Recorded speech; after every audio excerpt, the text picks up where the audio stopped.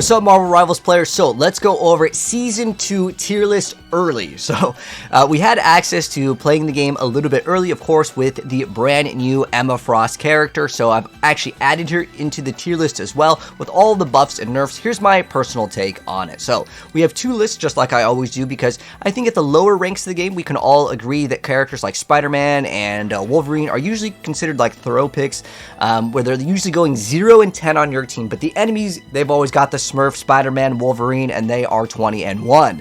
So that's why I kind of like having these like two separate lists here. So again, we'll have a bronze to GM list and then also a celestial to one above all / top 500 list. So for starters, I want to go ahead and kind of go over the characters and we'll kind of talk about the like buffs and nerfs with the most recent update. I'm not going to go over every single patch note because I already made a video, and of course you guys can check that out if you want to, but I mainly want to go over kind of like where I would put the characters on the tier list. So Wolverine, I still feel like this character is just so hard to balance. At the high ranks, he's absolutely amazing, but at the low ranks, he's terrible because they don't land their stuff. It's just once he grabs the tank, it's like say goodbye to the tank. It's genuinely too hard to deal with it, especially with Emma Frost coming into the game. Being able to like kind of block off all of the line of sights of the heals, it's really hard, especially with like comboing with like Groot. If he pulls someone and then they get walled off by Groot, it's game over for the tank.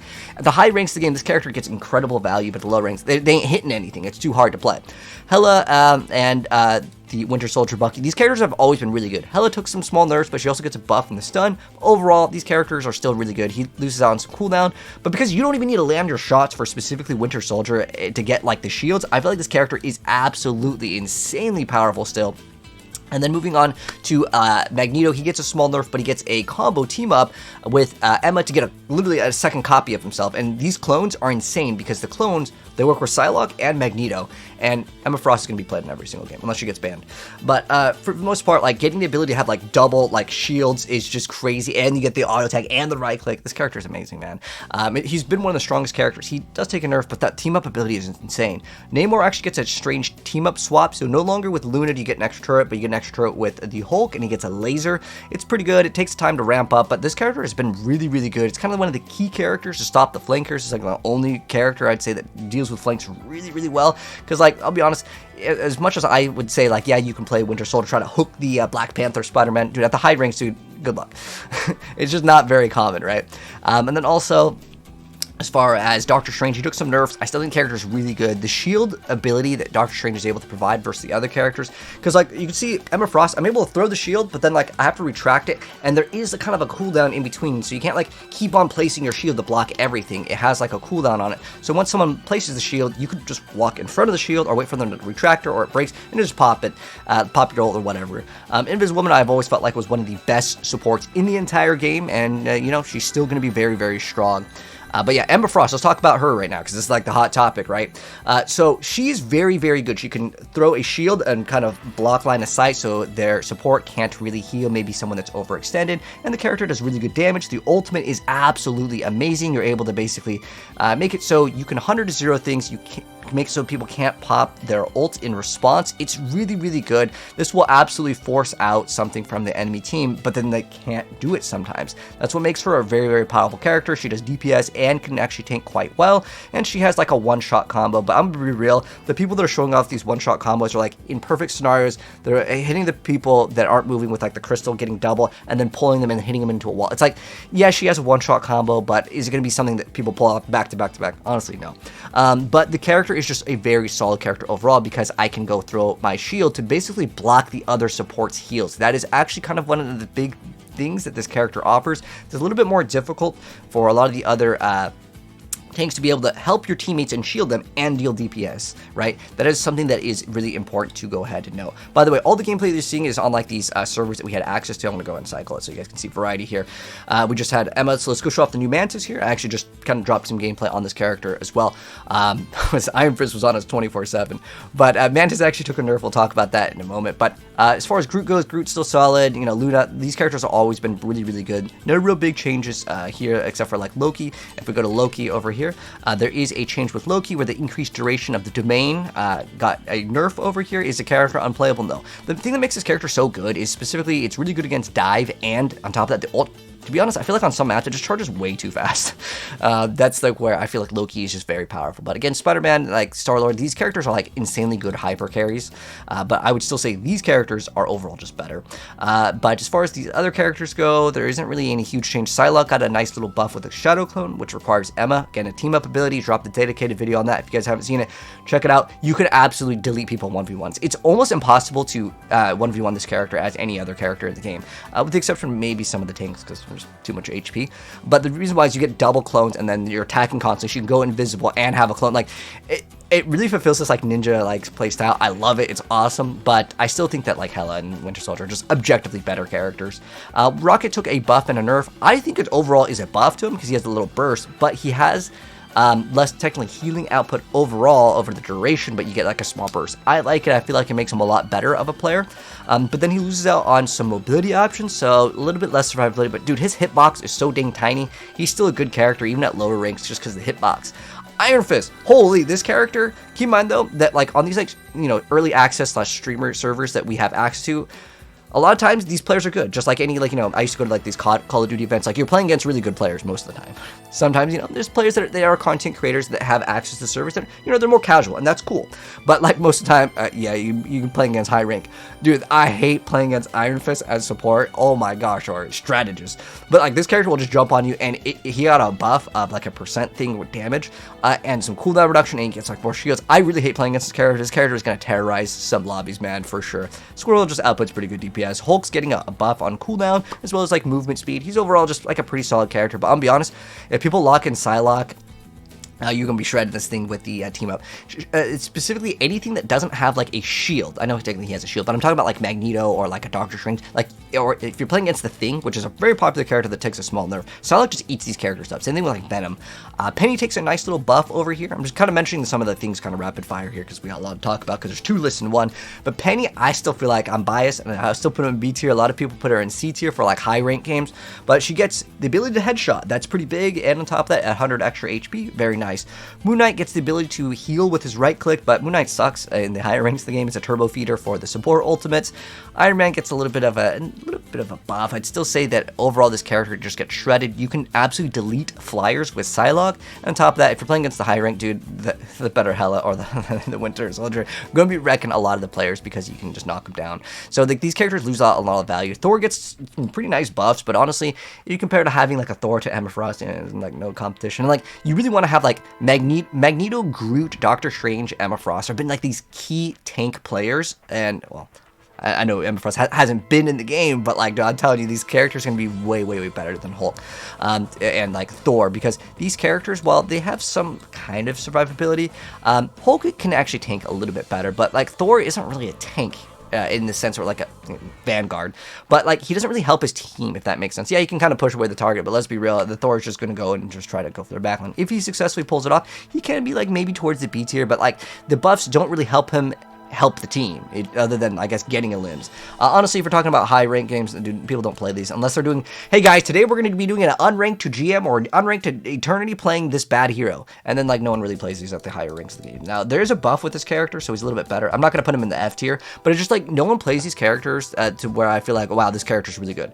However, this character, they've been like buffing this character again and again, but like overall, let me ask you, would you rather ever have a Hela if you're playing in Celestial / One Above All? Like, would you ever want to have a Mr. Fantastic over a Hela player at this rank? No, because the amount of things that they can do to carry a game are just too rare, right? Anyways, let's go on to this list, which is where like I'd say 90+% of the players are, which is again bronze to GM, which is totally cool. This is kind of like the tier list that I would say what more people want, but like I gotta give you guys the mindset of like at the high rank, these characters are just like too hard to play, and or they just get a little bit less value or less consistency, whereas like these characters are just much better. Now it's a little bit different when we go to bronze to GM, so I still think this is the best character in the entire game. If you want to like what character should I play to climb, 100%. If you're actually good at the game and you think your team sucks, just play this character. If you can't climb with this character, then to at least GM, then you actually suck. It's not your actual teammates. It's just the reality. But this character is just so crazy good because you don't even need to land your shots. You can hyper carry harder than anything in the entire game with this character, and you don't need to have as much support because, well, you get to heal yourself basically, and you don't even need to land your attacks, which I find absolutely wild. Anyways, next up over here, we've got Doctor Strange, Magneto at the lower ranks. These characters are so key. Namor's just very consistent. A tier, I would say this character is pretty good. If you're wondering, is Emma Frost good for, like, you know, your average player up until GM? Yes, this character is very, very good. The main problem that I have with this character is that people will not use the shield to kind of block LOS for the heals. So you want to block the enemy from being able to heal. It's kind of hard to micromanage certain timings on things. If you've ever played Sigma in Overwatch, it's kind of the same thing. The thing is that most people will probably just kind of throw it out, their shield breaks, whatever, and they'll forget to like replace it. It's kind of just a constant thing. It's the same thing with like Invis Woman. Invis Woman at high ranks is so good because you throw it on the shield, then you move it, and like at the low ranks, every single time of the game, they just like throw out the shield, and they just like leave it there and it breaks. It's just a very common thing, and I think this will be kind of the same deal with this. But this character's ult's really good. Cloak and Dagger, I've always felt like in the lower ranks, man, I almost want to put this character in S tier. If I was to put any support here, probably S tier. But it's kind of hard to solo carry games, even with like just putting out lots of heals. But I just like this character because it requires very little aim. Punisher's just very consistent. Starlord's very, very good as well, just because the lower ranks, Rocket's always there, and this character just punishes Rocket, because once the Luna or Mantis or any of the support ults just activate their ultimate, right, you then pop Starlord ult, and if they have a Rocket, well, he can't really just pop his ult in response. You pop Starlord ult, you win the entire game. It's pretty easy. You can't really mess it up. It's aimbot, and then you could fly. I still think Rocket is still a really good character. I know people like always want to say Rocket F tier. I genuinely think he's one of the best characters at the lower ranks, because you get an incredible value for the amount of skill required for the character.